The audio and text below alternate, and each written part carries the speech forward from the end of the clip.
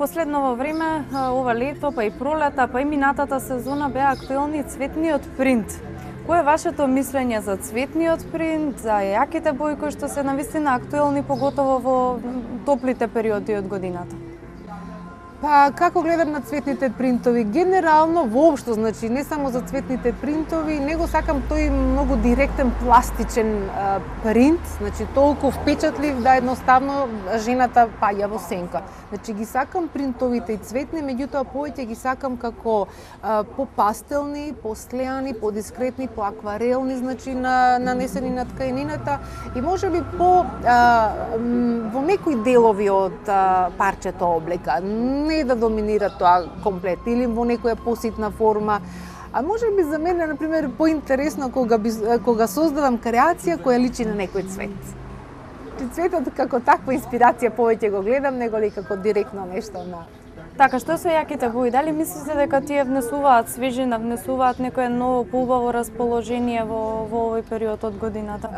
Бојата е избор внатрешен импулс. Значи, која жена, девојка или маж, не е битно, нели, која боја ќе одбере, тоа е многу внатрешен импулс. И исто многу битен момент која боја на кој тен, на кои очи, како ќе легне. Значи, интензивни бои повеќе би ги нарекла како свежи бои, значи свежи бои, кои се малце повеќе нели во тоналитет, знаат да направат контраст на ликот, да дадат свежина, да дадат расположение. Со тоа што некои бои, како например што е црвената или корално црвената, не знам, се бои или жолтата, што некако даваат некоја енергија сами по себе. Значи даваат со тоа и некое плюс расположение и знаат да влијаат на емоционалната состојба кај личноста што ја носи. Па и кај оние кои што се во околината, со оние кои што се во контакт. Па да, мислам жена во црвено кој ќе пројде, мислам дека тоа е впечатливо женствено. Да, впечатливо. Така, цвеќињата на облеката ги сакате подискретни, што се однесува до природата, дали го сакате цвеќето во природата? Љубител ли сте на цвеќе? Да. Љубител сум и дома имам цвеќиња и така, мислам, тоа ми е нешто, ги сакам цвеќињата. Мислам, воопшто ја сакам природата. Значи, за мене природата е големото совршенство. А сите ние тежнееме да создаваме совршенство. Значи, апсолутно. Така, имате ли можеби омилен цвет? Па орхидејата дури ми е заштитно цветче на потписот што ми е логото на ателјето. Значи, орхидеја, нели неа има во различни бои, баш црвената орхидеја со она како малинеста боја со бело ми е заштитно знакче. Така. Сега е и официјално. Премногу време трошиме пред огледало. Иако сме свесни дека трошиме премногу време на средување, тек секоја 10-та девојка се осмелува да излезе без шминка. Природниот изглед е потценет. Просечна девојка троши дури 91 час годишно на шминкање. Не е ни чудо што мажите постојано даваат забелешки на оваа тема. Сепак, 1/3 од жените признаваат дека би сакале да губат помалку време пред огледало, покажува новото истражување. Значи, знаеме дека се шминкаме премногу, но само 13% од нас се чувствуваат слободни од дома да излезат без шминка. Некои од нив без шминка не одат ни на теретана. Жените поминуваат неверојатно многу време шминкајќи се, иако пријателите ги убедуваат дека се доволно привлечни и без шминка. Целото тоа време би можело да биде искористено за добар провод со семејството и пријателите, кои би уживале во вашето друштво без оглед на тоа дали сте нашминкани, вели водичот на истражувањето. Целиот овој труд изгледа е залуден ако се земе во предвид фактот дека 8% од жените поминуваат половина час неделно употребувајќи Photoshop за своите слики. Сепак, помеѓу звездите се појави тренд на природен изглед. Од Миранда Кер до Кейти Холмс, се повеќе славни личности се појавуваат без шминка во јавност. Ако можат тие, можете и вие. Зарем не? Наша денешна тема е штедењето. Истражувањата покажуваат дефинитивно дека ретко кои од жените знаат да штедат и дека не сме многу рационални во трошењето на парите. Дали вие знаете да заштедите? Дали сте меѓу ретките жени кои што знаат да ракуваат добро со парите? Значи, постоеше во училиштето шалтер на Стопанска банка и во кој ние како деца не учеа, значи, да штедиме. Значи, тоа беа живи радости, ако нешто сме заштедиле тогашни 50 динари, не знам, во динари, нели се беа тогашните пари, и да жива радост е да отидеш на шалтерот и да си ставиш некоја заштеда. И тоа беше книжка, значи него така не воспитува. Значи да се учиме да штедиме. Што значи дека тоа веројатно се учи од мали нозе, не знам. А факт е дека као жени сме и големи потрошачи, што не значи дека и мажите не се нели големи потрошачи. Не знам дали е тоа некое влијание, дали е нешто и домашно воспитување, дали е карактерна, не знам во што да го препишам тоа. Мислам дека сум тип на жена која може да се контролира. Во кој смисол? Ако пред себе сум си поставила, например, некоја крупна работа, да речеме, еви кога сум го почнувала своето ателје, значи јас сум го почнувала, како да речем, од подземја, па сум излегувала на земја, па сум одела поскалила нагоре. Ако сум имала пред себе поставена некоја цел дека ми треба тоа и тоа, некоја крупна работа, значи свесноста за таа потреба, сум знаела дека сега можам и без овие контури, а можам и без оваа ташна. И уште една работа што можеби тоа што многу сум создавала, многу нешта значи за себе или за своите деца, можеби сум го олеснувала тој момент за штедење, па да можам да заштедам нели за покрупна работа.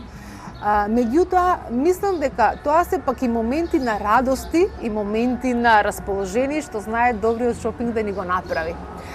Така да сум имала периоди кога, да речеме, нели страста да се поседува некој добро парче или не знам, во последно време при мене пасија ми се стварно, сакам добра, удобна кондура и кој ќе купам, не купувам една, него ќе купам 3, 4, 5, можеби, не знам, едноставно не можам за Бога да се лучам, па ги посакувам да ги имам во повеќе бој. Или, например, ташни, мислам дека имам дома толку многу ташни да... Така да мислам дека тоа се... Убаво е да се троши, значи тоа создава расположение, меѓутоа не го оправдувам пак оној друг момент што во последно време, да речеме, го приметувам кај и млади, да речем, повеќе можеби кај млади, дури да се земаат и кредити за да се троши, да се прават некои моментални задоволства. Поготово на облека. Значи, поготово на облека. Значи, тоа е едноставно миливо, значи, сметам дека воопшто, значи, на животот треба да му се радуваме, да го живееме секој ден и треба да го гледаме во една малку поголема ширина. Не треба да се сведува само на некое моментално задоволство, затоа што планираните работи и после некој извесен период прават многу поголеми задоволства. И мислам дека тоа знаат младите малце да претеруваат. Така, значи добро поставена цел за како да се располага со парите и вистински метод како да заштедим. Да. А има и уште една друга работа што, да речеме, во некои мои кругови што не можат, да речеме, да се као советеве, да речем, за кога не можат да се контролираат во трошењето. Го зима кредитот за да вложи во нешто крупно и за да може да отплаќа, затоа што така знае дека мора да ја отплати ратата, инаку вака тешко да ги собере на купче. Значи, пак ќе кажам, мислам дека многу зависи од карактерот и цврстината и контролата, себе контролата. Јас сум многу наврати сум рекла дека според мене навистина еден голем успех е за една личност кога ќе успее да се контролира собствените емоции, собствените потреби, собствените нагони. Кога тоа ќе го постигне, тогаш сите други работи многу полесно ги планира и ги остварува.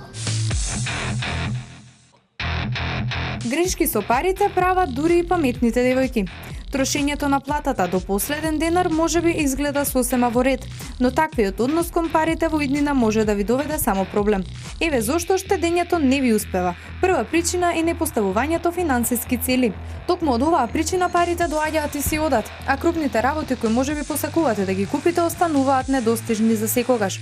Штедењето не е лесно, но размислете само колку пари потрошивте на глупости без кои сигурно можете. Ако ви е потребен автомобил, направете план кој ќе ви помогне да дојдете до него. Не знаете колку трошите. Поминаа само 2 недели од како добивте плата, а вие сте веќе без пари и се прашувате како тие одлетаа од вашиот паричник. Следниот месец сите трошоци запишете ги на хартија, дури оние најситните. Потоа направете анализа и видете каде сте можеле да ги намалите истите. Не знаете да кажете не, ни себе си, ниту на другите.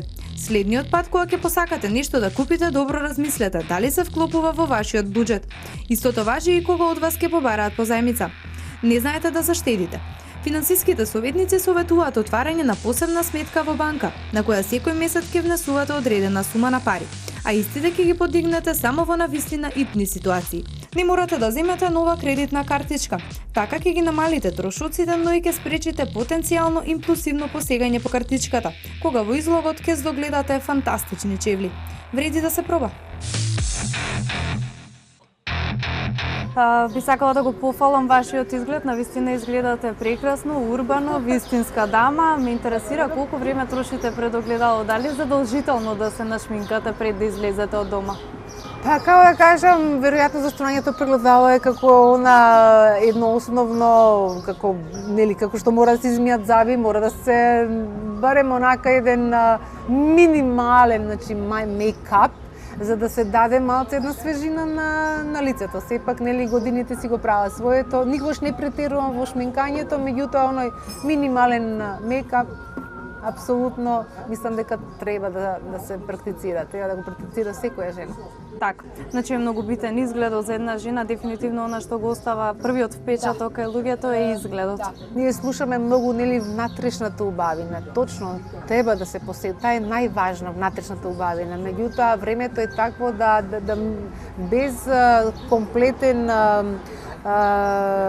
спој на двете, надворешна и внатрешна убавина, мислам дека не е целосна комплетна убавина. Така, желбата за нега на една жена е исто така дел од внатрешната убавина. Да, овде ќе го споменам баш и моментот со што велиме трендот не, меѓутоа треба да се поседува стил. Што значи да се има, што е основата на стилот? Основата е едноставноста, добриот вкус и негата. Во склоп на овој амбиент во кој се наоѓаме, вие веќе ми откривте дека сте љубител на италијанската храна и дека веќе повеќето од специјалитетите ги имате дегустирано, бидејќи сте човек кој често патува, често посетува различни земји, со тоа и различни култури, учења. Ме интересира кој е ви омилен специјалитет од италијанската кујна? Па пастата, лазањите ми се како нешто што, не знам, дома ги практицираме, како нешто едноставно, интересно, како лесна храна. Пастите во сите врсти. Еве сега керка ми, пошто студира таму во Милано, ете и јас неколку пати одам таму и таа малку повеќе навлегла во сите тие специјалитети.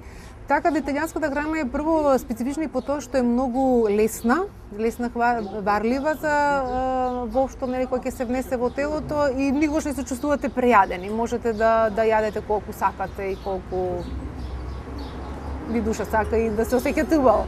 Така, ние денес имаме подготвено еден автентичен италијански специјалитет кој ќе имаме можност да го дегустираме, но претходно да видиме што е тоа што ќе дегустираме.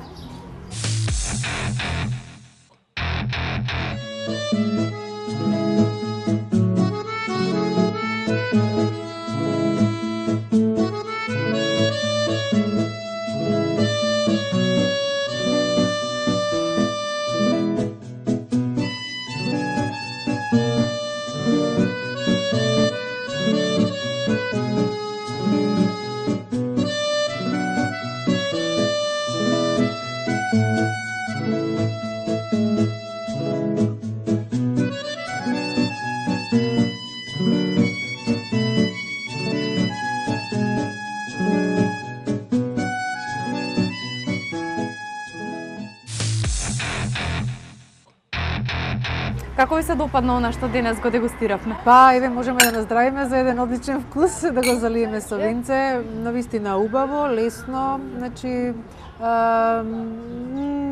не би рекла дека е нешто многу специфично италијанско и дека нешто многу отскокнува, меѓутоа има некој вкус што го прави посебен и така лесен оброк, лесно јадење.